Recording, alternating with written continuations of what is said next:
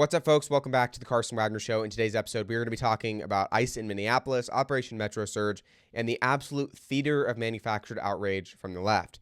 Because what's happening right now in Minneapolis, though it may seem crazy, is actually very, very simple. ICE is enforcing already existing federal law against criminals. Democrats are pretending they have always opposed immigration enforcement, which is blatantly false, and the media is, of course, covering for them and doing what it always does best, lying by omission. So I'm going to give you the facts, I'm going to give you the citations, and I'm going to give you the receipts that prove there is no actual controversy over this, and the controversy, quote unquote, is nothing more than pure political manipulation.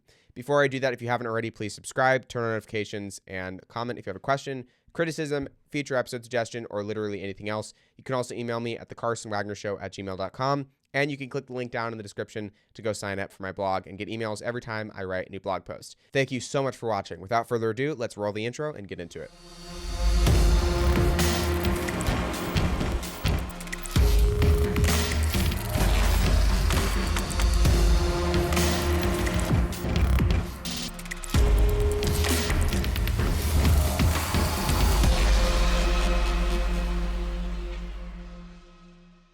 All right, guys, I am guessing most of my listeners do not live under rocks, and if you don't live under a rock, then you will obviously know that one of the biggest events of the past few weeks has been going on in Minneapolis with this steadily escalating situation.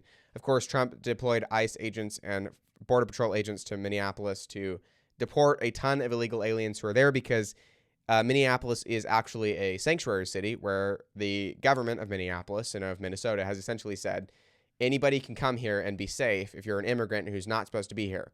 And if you're an immigrant who's not supposed to be here, you are in direct violation of 8 U.S. Code 1325 and 1326, making you a criminal. So they are a city that loves to harbor criminals, which really speaks to the aptitude and the brilliance of their leadership. And I find it really, really funny that, Jacob Fry and Tim Walz and the AG of Minnesota, they really just can't figure out why Minneapolis loves to riot. I mean, this is feeling like a BLM summer all over again. And I find it absolutely hilarious. Again, it's like I crack up every time I see it. I think it's funny. At this point, it's just there are things that are too ridiculous to even remotely be taken seriously. And this is one of them. Tim Walz getting on a press conference and speaking very seriously about how Minneapolis is out of control yet once again. Oh, geez, I wonder how that happened.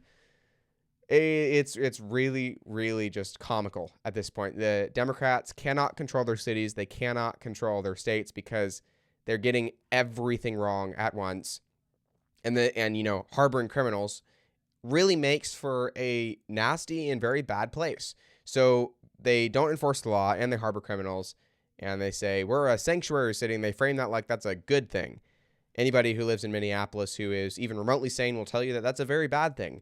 I would know. I have friends who live in Minneapolis who have told me it's a very bad thing. And you don't even have to have a friend who lives in Minneapolis. You can just get on YouTube and watch some videos of the stuff that goes on in Minneapolis over, for example, George Floyd's death in the summer of 2020, which was, of course, again, complete political manipulation. It was nothing more than a police officer doing his job, apprehending a criminal using methods that he had been taught in police academy. But because he was white and the guy was black, despite the fact that there are many black men arrested in Minneapolis every single week, and some police have used far more violent methods on other black men than they did on George Floyd. This was a scapegoat, and it was an excuse for them to riot uncontrollably for an entire summer, destroy tens of billions of dollars worth of property, and generally make fools of themselves. So, yeah. That was summer of 2020, and now we're looking at summer of 2026, and the same sort of thing is heating up again. That was a long introduction. What I'm trying to get at is that Trump deployed ICE agents to Minneapolis. There are organized groups that are setting up protesters and deploying them all over the city to try to, sometimes, in many cases, violently stop ICE from apprehending criminals. In other words, interfering with police, and they're obstructing justice, which is actually a felony, believe it or not. And not much is being done to actually go after these people, which I find absolutely shameful. But that's what's going on in Minneapolis. So we have huge groups of organized protesters and rioters that are once again trying to burn the city to the ground. National Guard is there, Border Patrol is there, ICE is there, Minneapolis PD is there doing nothing, and the Minnesota National Guard, like I mentioned, is in fact there. But what are they doing? Well, they're handing out coffee and donuts to anti-ICE protesters who are busy trying to violently help criminals escape from the police. Folks, we live in a crazy world, and it's a crazy time right now. I don't think people even 20 years ago would have imagined that this is humanly possible. But this is where we're at. So let's talk about what the Democrats don't want you to know, talk about what the left doesn't want you to know, and what's actually happening in Minneapolis. First off, the operation that deployed ICE to Minneapolis is called Operation Metro Surge. It has resulted in approximately 3,000 arrests in Minneapolis, and this is all per DHS 2026 statistics. Secretary Kristi Noem personally participated in operations that arrested a man wanted for murder in Ecuador who had an active sexual assault warrant in Connecticut. And DHS is reporting that 70% and upwards of ICE arrests nationally involve individuals who have been charged with or convicted of crimes inside of the United States. So obviously the primary objective of ICE, the ultimate objective is to get all the illegal aliens out of the country because they're all committing a crime by staying here. They're staying here in violation of 8 U.S. Code 1325 and 1326, which prohibits illegal border crossing. But the other thing is that they also want to get out the actual criminals, because not all the people coming over the border are violent criminals. A lot of them, the first time they've ever committed a crime is coming over the border. Those people don't matter as much. They can wait until the end. They're obviously criminals and they also need to be deported, but they can wait until the end. We need to get out the murderers. We need to get out the rapists. We need to get out the people who have violent crimes on their record, who are going to start doing those things to American citizens and making the quality of life significantly worse, like stuff that we saw in Denver and in Houston and in LA and in Frisco and DC before Trump took over under Biden's presidency, which was, of course, a huge disaster.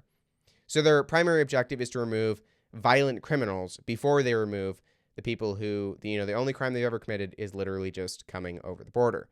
So that's who they're going after. And that's an important thing to note when the Democrats frame DHS as going after all these innocent people who are just looking for a better life in the United States. It is factually not true. They are hunting down people with warrants against them and people who have committed actually violent crimes inside and outside of the U.S. to prevent them from doing more violent crimes inside the U.S. to more U.S. citizens. So not hardworking people that are overstaying visas. These are criminal aliens with serious charges, oftentimes members of the cartel or of international gangs like MS-13, or worse, terrorist organizations like Al-Qaeda. But here's the part that completely destroys the Democrat narrative. It's the part they desperately hope that you don't remember. Here's a direct quote from Bill Clinton, who's a Democrat, from his 1995 State of the Union on January 24th, 1995. All Americans, not only in the states most heavily affected, but in every place in this country, are rightly disturbed by the large numbers of illegal aliens entering our country. The jobs they hold might otherwise be held by citizens or legal immigrants. The public service they use impose burdens on our taxpayers. That's why our administration has moved aggressively to secure our borders more, by hiring a record number of new border guards, by deporting twice as many criminal aliens as ever before, by cracking down on illegal hiring, by barring welfare benefits to illegal aliens. In the budget I will present to you, we will try to do more to speed the deportation of illegal aliens who are arrested for crimes, to better identify illegal aliens in the workplace, as recommended by the commission headed by former Congresswoman Barbara Jordan. We are a nation of immigrants, but we are also a nation of laws. It is wrong and ultimately self-defeating for a nation of immigrants to permit the kind of abuse of our immigration laws we have seen in recent years, and we must do more to stop it.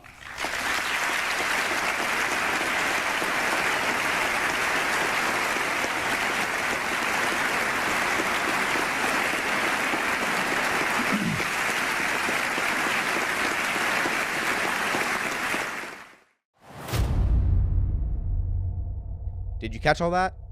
Illegal aliens, not undocumented workers, not migrants, illegal aliens. They are taking jobs. They are burdening taxpayers. And Democrats in the House of Representatives and the United States Senate and the Supreme Court gave him a standing ovation after his State of the Union address. Here are Clinton's deportation numbers. There were 827,100 formal removals during his presidency during the fiscal years between 1993 and 2000, and that is from the DHS Yearbook on Immigration Statistics. According to the Migration Policy Institute and El Paso Matters, 12.3 million total people were deported under Clinton. When you include returns, that is the broader category of enforcement actions. Clinton also signed IRA 1996, which was the Illegal Immigration Reform and Immigrant Responsibility Act, which created expedited removal and allowed people that were apprehended within 100 miles of the border to be deported without ever even seeing an immigration judge. Clinton's White House announced plans to triple the number of criminal and other deportable aliens deported. That's from the Clinton White House archives in 1996. 12 million illegal aliens were deported under Bill Clinton. Where was the outrage? Where were the protests calling Clinton a fascist? Democrats instead applauded his toughness on immigration. Now let's talk about Barack Obama, the actual quote-unquote Deporter-in-Chief. Immigration activists literally gave him that title. I'm not kidding. And the numbers show you exactly why. There were 2.9 formal removals by ICE and other agencies under Barack Obama's presidency between the fiscal years 2009 and 2016. That is according to DHS data in the American Immigration Council. In fiscal year 2012, there were 409,849 deportations, according to Pew Research Center, in a study done on October 2nd, 2014. Also, according to Pew Research Center, in the same study in fiscal year 2013, there was a record 438,421 deportations. Obama's removal rate averaged 3.33% of the estimated illegal immigrant population per year, the highest of any modern president, including Trump's first term, according to the Cato Institute analysis. Combined removals and returns in Obama's first term alone totaled 3.2 million people, according to the Migration Policy Institute. Obama's own DHS Secretary Janet Napolitano announced in 2010, quote, record-breaking immigration enforcement statistics achieved under the Obama administration, including unprecedented numbers of convicted criminal alien removals, end quote. That's from a DHS press release on October 6, 2010. Nearly 3 million deportations, record-breaking enforcement. Obama expanded the Secure Communities program that linked local police databases to federal immigration databases. He deported more people than any president in modern American history. Folks, where were the protests then when Obama was doing it? Where was the outrage? Where were Democrats screaming about Anne Frank and concentration camps and Gestapo tactics? They were completely silent because it was their guy doing it. But the absolute crown jewel of Democratic hypocrisy is, of course, none other than Chuck Schumer. On June 4th, 2009, pay close attention to this date, Schumer gave a speech at Georgetown Law's Immigration Law and Policy Conference. Here's what he said, and this is a direct quote. First, illegal immigration is wrong, and a primary goal of comprehensive immigration reform must be to dramatically curtail future illegal immigration. People who enter the United States without our permission are illegal aliens, and illegal aliens should not be treated the same as people who enter the U.S. legally. And then there was this gem in the middle of his speech. Quote, when we use phrases like undocumented workers, we convey a message to the American people that their government is not serious about combating illegal immigration, which the American people overwhelmingly oppose. Schumer celebrated the construction of 630 miles of border fence that create a significant barrier to illegal immigrants on our southern land border. So read all of that again. Chuck Schumer, the current Senate Majority Leader, said that illegal immigration is wrong. He said that we shouldn't call them undocumented workers, and he praised 630 miles of border fence. Fast forward to today. The same Chuck Schumer opposes border walls. The same Chuck Schumer calls illegal aliens undocumented workers. The same Chuck Schumer calls enforcement heartless. The same Chuck Schumer demands a path to citizenship for all 11 million, which is not true. That statistic is not true, by the way. There's many more than 11 million illegal aliens here. The best estimate I've ever heard is about 50 million. All 11 million or however many undocumented workers there are in the United States. Here's the question. What changed between 2009 and today? Not the facts, not the Constitution, not the law. Those all remain the exact same. Nothing changes about those. Donald Trump became president. That's it. That is the only variable that changed between 2009 and today. So here's the political reality. All of this is political theater. The outrage is manufactured. The hysteria is wildly calculated. When Bill Clinton deported 12.3 million people using expedited removal, which is deportations without legal full due process hearings, which is often, in my opinion, that is like taking a risky step. It's a step too far. Obviously, if you need to get them out, you need to get them out. But due process is still very, very important. He did it without even following due process. So essentially, he kind of broke the law while he was doing it. He did that, and Democrats were busy cheering his toughness. When Obama deported 2.9 million people and broke every modern deportation record, including the deportations under Trump, Democrats were completely silent. They didn't say a word. When Chuck Schumer said in 2009 that illegal immigration is wrong and praised 630 miles of border fence, Democrats were busy nodding along. But now that Trump is enforcing the exact same laws that Clinton signed and that Obama vigorously enforced and that a Democrat-controlled Congress passed into law, it's suddenly a constitutional crisis. Suddenly it's fascism. It's Trump turning into a dictator. It's inhumane. And it's un-American.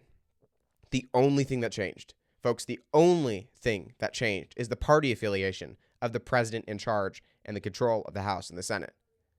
That's all that there is. That's it. Same laws, same enforcement mechanisms, different president, therefore a different outrage level. If this doesn't prove that it's nothing more than pure politics, I really don't know what does. So let's bring this back to Minneapolis specifically. Governor Tim Walz and Mayor Jacob Frey have created a sanctuary environment that makes federal immigration law nearly impossible. They refuse to honor ICE detainers, they refuse to cooperate with federal authorities, and they are actively obstructing immigration enforcement. The administration's position is very straightforward. If Minnesota officials had been turning over criminal aliens who are already in their custody to federal authorities, this massive street-level operation would not have been necessary. You wouldn't need National Guard in the streets. You wouldn't need military in the streets. You would not need ICE in the streets, and you would not need Border Patrol in the streets. When you protect criminals from deportation by refusing to cooperate with ICE, Immigration and Customs Enforcement, you force federal agents who have to obey federal law to conduct dangerous enforcement operations on the streets that could have been handled safely and very quietly without any press attention or public attention at a local county jail.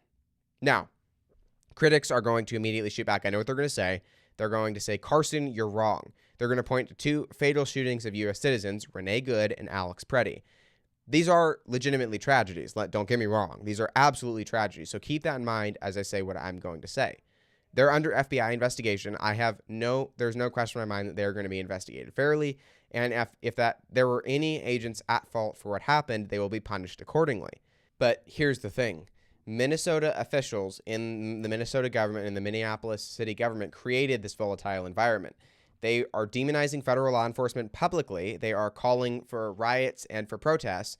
They are spreading misinformation, the actual kind of misinformation, not the fake kind that Facebook will ban you for saying, oh, the 2020 election was rigged. Yeah, it was rigged. That's not misinformation, and that's just an opinion. But these people are actually spreading misinformation and propaganda. They are trying to make people think and react a certain way. They're encouraging resistance to federal authority, and they're turning in this should be routine law enforcement cooperation. Cops should not have to compete against cops and fight against cops. But because of what Jacob Frey and Tim Walz are doing, they're turning, again, what should be routine law enforcement cooperation into a confrontational and extremely dangerous situation in the streets that has already gotten 2 people killed. When you have massive protests, when you have state officials that are publicly telling federal agents to leave the state, when you have crowds that are confronting law enforcement in the streets and often doing so violently, you create unimaginably dangerous situations. The FBI is again investigating these shootings. In fact, I was just reading right before I recorded this episode that the agents that were involved in Alex Preddy's death have been placed on leave. So stuff is actually going on. They're not just letting these people go right back out into the streets. Same with the Nicole Good shooting. Everything is above board. Everything is being conducted very fairly. And while one of the shootings, I'm still very lost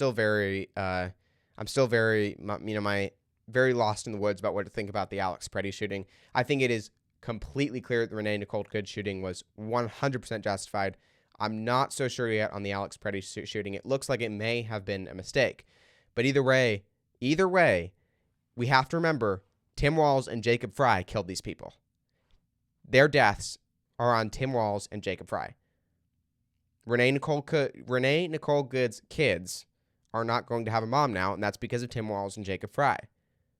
Alex Preddy's family is not going to have a husband, a friend, a boyfriend, a son, a brother, a dad, and that's because of Tim Walz and Jacob Frey. They created this situation by refusing to cooperate with federal authorities. So due process is going to occur in these shootings. I have no doubt in it.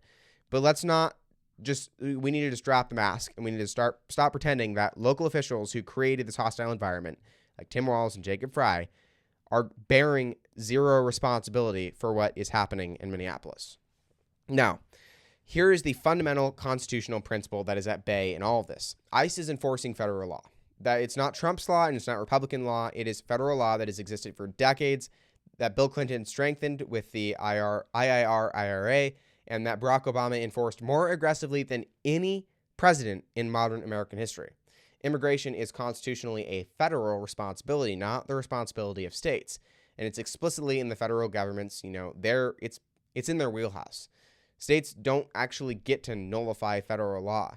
It doesn't work that way. Federal law supersedes state law. And they don't get to pick and choose what federal laws they'll allow to be enforced within their borders. At least not if they want to remain a part of the United States and enjoy the benefits of having a federal government, which Minnesota obviously enjoys the benefits of having a federal government because they're stealing millions of dollars in fraud from them like every day.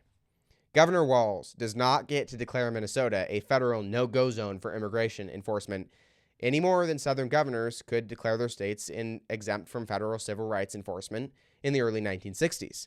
There's no difference. It's the exact same thing. But you'll never catch a Democrat saying that the federal civil rights enforcement of the 1960s was fascism. They'll never say that. So this is not how the constitutional system works. It's not federalism.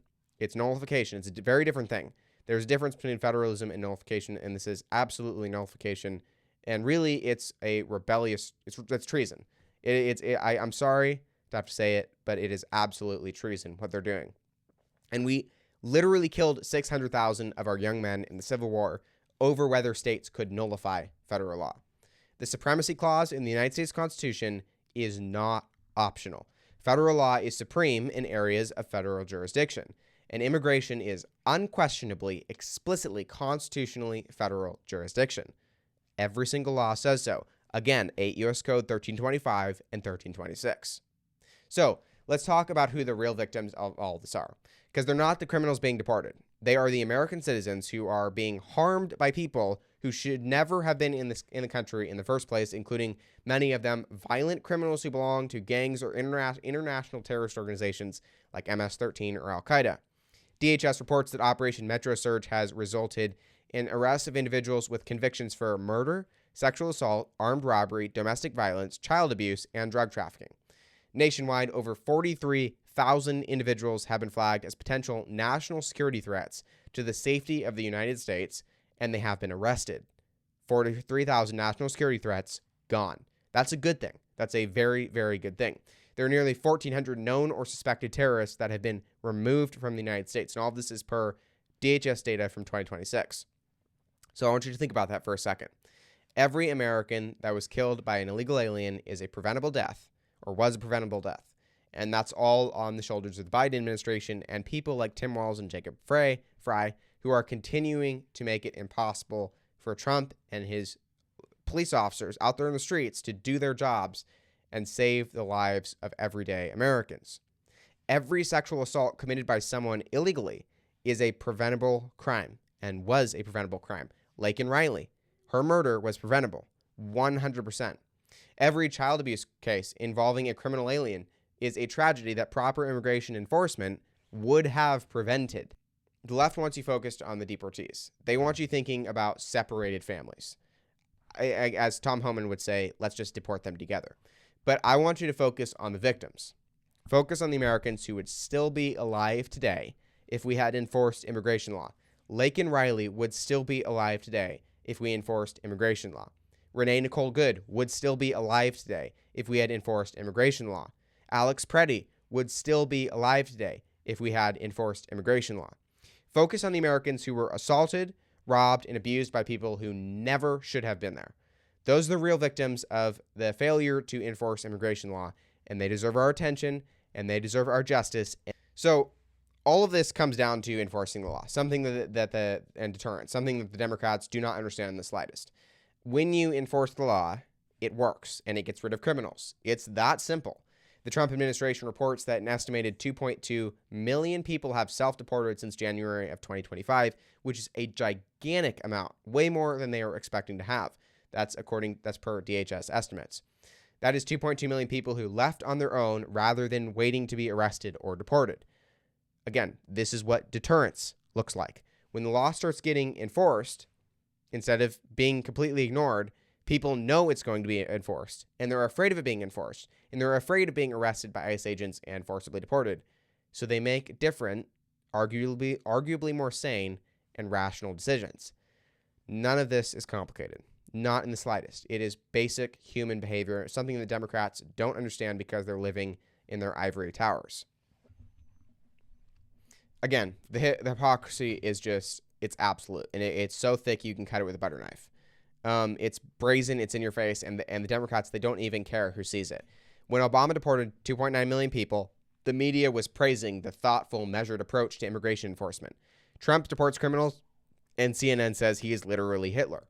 When Clinton signed laws creating expedited removal and expanded deportable offenses, Democrats celebrated his toughness on immigration.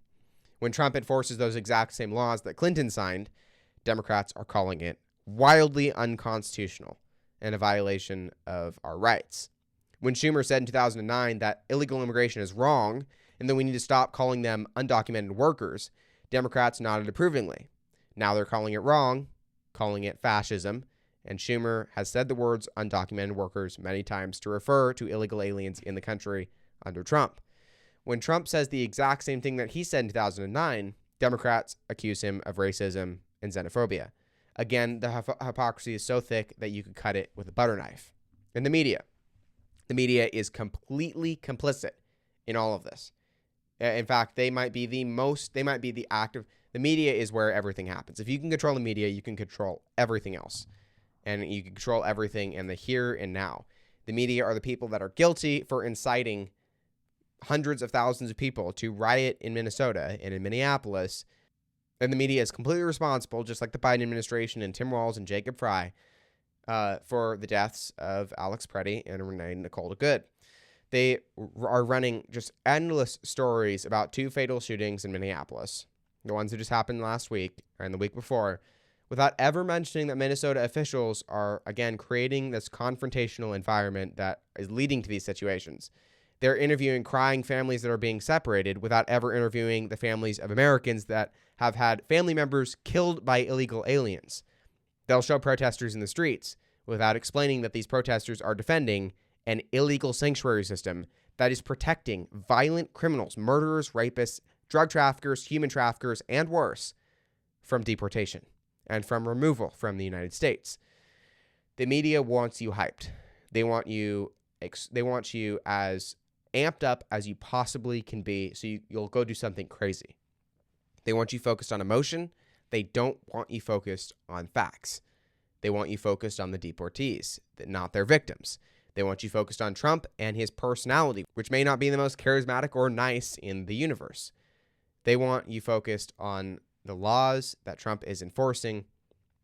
They don't want you focused on the laws that Trump is enforcing that Democrats themselves wrote and enforced when they were in power just a few years ago. So here's the bottom line. Operation Metro Surge is doing nothing but enforcing federal law. The same federal law that Bill Clinton strengthened with the IRA in 1996. The same federal law that Barack Obama enforced more vigorously than any modern president.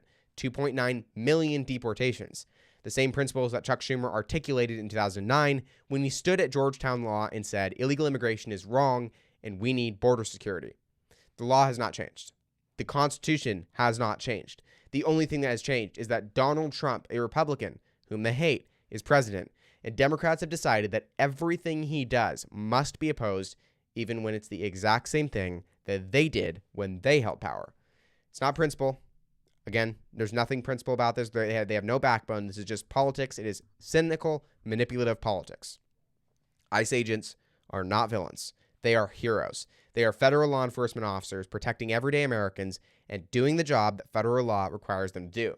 The criminals being deported are not victims. They are lawbreakers who violated immigration law and in many cases committed serious violent crimes against Americans that resulted in things like Laken Riley's death. The real victims are Americans, American citizens who deserve much better from their government, who are harmed by people who never should have been here in the first place.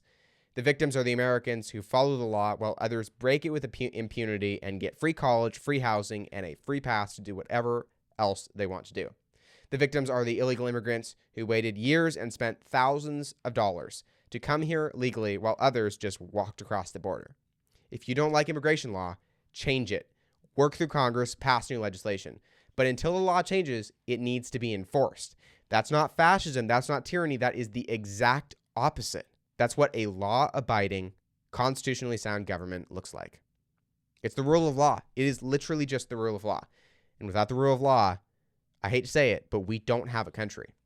So the outrage over Minneapolis is political theater. The Democrats are screaming about Trump's immigration enforcement, and those are the same Democrats who deported millions themselves when it was convenient. The media is crying about separated families that are completely ignoring Obama's record deportations and record deaths and record immigration deaths of people who were in his custody while he was president. So, in the end, do not let them manipulate you. Don't let them gaslight you into thinking that this is something new or unprecedented. Just look at the facts, look at the history, look at the actual citations I've given you today. Look at what Democrats said and did while they were in power. And then ask yourself, is this really about immigration policy? Or is this just about Orange Man bad? I think you know the answer. Again, thank you so much for listening. I'm Carson Wagner. This is The Carson Wagner Show.